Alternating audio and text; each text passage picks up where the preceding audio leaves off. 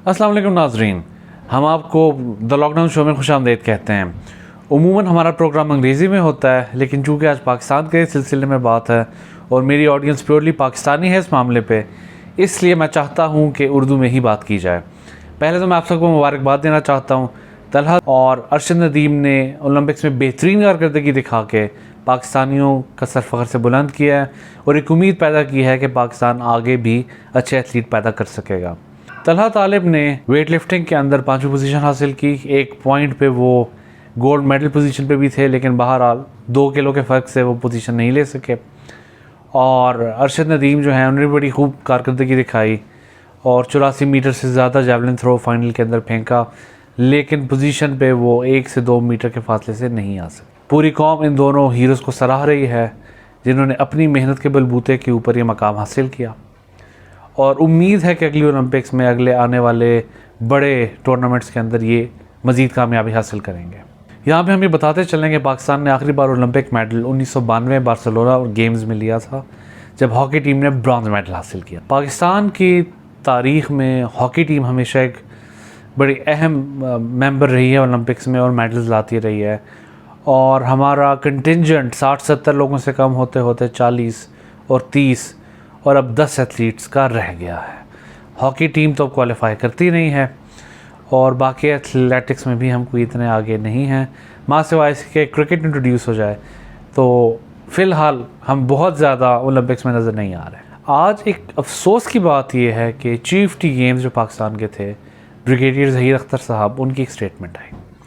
उनका ये कहना है कि हम बआसानी तमगा जीत सकते थे, लेकिन अरशद नदीम और उनके कोच सोशल मीडिया में इतने मशगूल हो गए कि फ़ाइनल की परफॉर्मेंस इफ़ेक्ट हुई। मुझे इस किस्म के स्टेटमेंट पे बहुत ताज्जुब हुआ है, इसलिए कि पाकिस्तान ओलंपिक एसोसिएशन या और जो हमारे दीगर स्पोर्ट्स बोर्ड्स हैं, उन सब के बारे में अरशद नदीम के वालिद का यही कहना है कि उन्होंने कोई मदद नहीं की, उन्हें कोई फैसिलिटीज़ नहीं दी गई, उनके ऊपर कोई तवज्जो नहीं दी गई, और वो बड़े मुश्किल हालात में अपनी मेहनत से ओलंपिक्स में गए और जो भी कारकर्दगी दी, जो बड़ी अच्छी कारकर्दगी थी। और ये कहना कि जी उन्होंने चूँकि क्वालिफायर में 85 मीटर बड़े आराम से फेंक लिया था जैवलिन, तो हर दफ़ा वो परफॉर्मेंस हो सकती है, या जो उनका करियर बेस्ट 86.29 है मीटर्स, वो हर दफ़ा रिपीट हो सकता है। मेरा ख़्याल है कि ये थोड़ा सा ओवर ऑप्टिमिज़म है ब्रिगेडियर साहब की तरफ से, जो कि पाकिस्तान ओलंपिक एसोसिएशन के नायब सदर भी हैं, और उनको चीफ टी मिशन बनाने वाले जो सदर हमारे हैं जनरल आरिफ हसन साहब, माशाल्लाह से 17 साल से वो इस ओहदे पे बराजमान हैं। अब ये चौथी दफ़ा इस कुर्सी पे मौजूद हैं और 17 साल इनको माशाल्लाह इस कुर्सी पे हो चुके हैं। पाकिस्तान ने 17 सालों में ना सिर्फ कोई खातिर खा कारकर्दगी नहीं दिखाई, मेडल नहीं जीता ओलंपिक्स में, बल्कि आपका कंटिंजेंट हर दफ़ा छोटा होता जा रहा है। तो मेरी दरख्वास्त है इमरान खान साहब से, मैं पॉलिटिकल चीज़ें इस शो पर डिस्कस नहीं करना चाहता, लेकिन मेरी हुकूमत से, इमरान खान साहब से, खुद एक एथलीट हैं, दस्त बदस्ता एक दरख्वास्त है कि खुदारा एक प्रोफेशनल सेटअप लेके आएँ। मुझे यकीन है कि आरिफ हसन साहब, ज़हीर अख्तर साहब बहुत अच्छे एडमिनिस्ट्रेटर्स होंगे, लेकिन एक तो हमें एडमिनिस्ट्रेटर्स की सिर्फ ज़रूरत नहीं है, हमें इस वक्त ऐसे लोगों की ज़रूरत है जो मॉडर्न गेम को समझते हैं।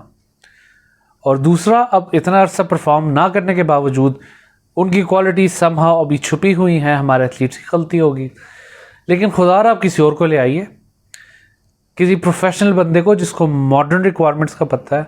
अगर आप यूरोप या अमेरिका या ऑस्ट्रेलिया में जाके ट्रेनिंग देखें तो यकीनन हम परेशान हो जाएंगे कि हम कहाँ बैठे हैं, वो लोग किस तरह अपने खिलाड़ियों की तरबियत कर रहे हैं। उनको छोड़ दें, आप इंडिया चले जाएं। इंडिया के नीरज चोपड़ा ने भी गोल्ड मेडल जीता है जैवलिन के अंदर, उसकी परफॉर्मेंस में और हमारे लड़के की परफॉर्मेंस में 2.5-3 मीटर का कुल फ़र्क था, बहुत बड़ा फ़र्क नहीं था। उनका एक जर्मन कोच था, उनकी ओवरसीज़ ट्रेनिंग कराई गई, उनको बैकअप किया गया गवर्नमेंट की तरफ से भी।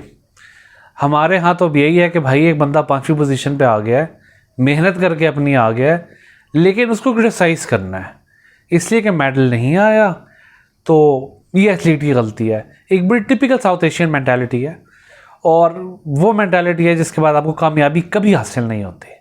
एथलीट्स तंग आके साइड पे हो जाते हैं और एडमिनिस्ट्रेटर्स अपनी लाखों रुपए की तनख्वाह के साथ वहीं बराजमान रहते हैं ज़ीरो परफॉर्मेंस के साथ। लिहाजा मैं अगेन एक दरख्वास्त करूँगा कि प्रोफेशनल मैनेजमेंट लाएं जिसको कंटेम्प्रेरी स्पोर्ट्स का पता हो, जिसको कंटेम्प्रेरी स्पोर्ट्स ट्रेनिंग का पता हो। तो अगर हमें सिर्फ काम चलाना है और जैसे चल रहा है चलने दें तो बहुत अच्छा चल रहा है, लेकिन अगर हमें मेडल्स लेने हैं और मुल्क का नाम रोशन करना है, दुनिया के नक्शे पे अपना पॉजिटिव इम्पैक्ट छोड़ना है, तो उसके लिए हमें पैसे भी देने पड़ेंगे और हमें ख़र्चा भी करना पड़ेगा। ऑस्ट्रेलिया एक गोल्ड मेडल के ऊपर $4 मिलियन लगाता है। मुझे यकीन है कि अगर हम एक एथलीट के ऊपर 4 करोड़ रुपए लगा देंगे तो यकीनन गोल्ड मेडल आ जाएगा। $4 मिलियन नहीं कह रहे, $4 मिलियन कोई इस वक्त के 45-50 करोड़ रुपए बनते हैं। लिहाजा थोड़ा सा उनकी डाइट का ख्याल, थोड़ी सी उनकी trainings. Arshad Nadeem was blessed कि he had an opportunity to train in Mauritius. एक हाई क्वालिटी फैसिलिटी में उन्हें ट्रेन किया वर्ल्ड एथलेटिक्स के स्कॉलरशिप पे, अपनी परफॉर्मेंस की बेस पे। एक दफ़ा फिर यहाँ पे हुकूमत का कोई अमल दखल नहीं है। उससे पहले इनको वाबडा ने ट्रेन किया, वाबडा के एम्प्लॉई हैं और उनके लिए गेम्स में खेलते हैं। वाबडा is one of the departments जिसका पाकिस्तानी स्पोर्ट्स को बरकरार रखने में बहुत बड़ा हाथ है। बहुत एथलीट वहाँ से आते हैं और उमूमन हमारे सैफ में भी मेडल्स होते हैं, या वो आर्मी से आ रहे होते हैं या वो वाबडा से आ रहे होते हैं। तो थोड़ा सा डिपार्टमेंटल रहने दें गेम्स को।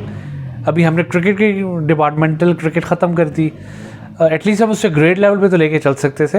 हबीब बैंक ने इस बारे में एक स्टेटमेंट दी थी कि हम 5 से 6 करोड़ रुपए साल के अपने जेब से लगाते हैं क्रिकेट टीम मेंटेन करने पे और उसका हमें कोई रिटर्न नहीं है।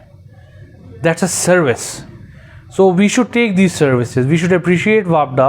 हमें और इदारे जो ये काम कर रहे हैं उनको अप्रिशिएट करना चाहिए, ना कि उनके लिए भी हम रोड़े अटकाएं। और रीजनल लेवल पे अगर हमें लाना है तो फिर या तो गवर्नमेंट स्पॉन्सरशिप का बंदोबस्त करे, एसोसिएशन स्पॉन्सरशिप्स करोड़ों रुपए की लेके आए, या फिर गवर्नमेंट अपने पल्ले से दे। अंटिल दैट डिपार्टमेंट्स को चलने दें, इसलिए कि अगर ये डिपार्टमेंट्स भी बंद हो गए, इन्होंने भी फैसला कर लिया कि भाई खर्चा है, तो हमारे जो अभी 10 एथलीट्स गए हैं हम शायद इक्का दुक्का पे रह जाएंगे। तो अब हमें या तो स्पोर्ट्स में इन्वेस्ट करना है या फिर मिरेकल्स का इंतज़ार करें कि कोई अरशद नदीम आए जो जेवलिन थ्रो के अंदर कारनामे करे, या तलहा तालिब आए जो अगली दफ़ा 10-15 किलो वज़न बढ़ा के वही रिज़ल्ट ले आए, मेडल ले आए। वरना इस लेवल ऑफ सीरियसनेस के साथ जिससे हमारी हुकूमत और पाकिस्तान ओलंपिक एसोसिएशन चल रही है, हमें कुछ भी नहीं मिलना। और छोटे छोटे मुल्क हमसे आगे निकल गए हैं और 50-50 लाख की आबादी के मुल्क हमारे मुकाबले में हर ओलंपिक्स में 6-6, 8-8 मेडल ज़्यादा ले जाते हैं। तो मेरी दरख्वास्त है पाकिस्तानी कौम से, पाकिस्तानी हुकूमत से, पाकिस्तानी ओलंपिक एसोसिएशन से कि खुदारा फंड्स निकालें, खुदारा प्रोफेशनल तरीके से काम करें और आज के दौर की हकीकत को समझें। अगर आप 1972-1980 के ओलंपिक की प्रेपरेशन के साथ जाना चाह रहे हैं तो भाई या टाइम मशीन बना लो या ओलंपिक्स में जाना छोड़ दो। अंटिल द नेक्स्ट टाइम, अल्लाह हाफिज़।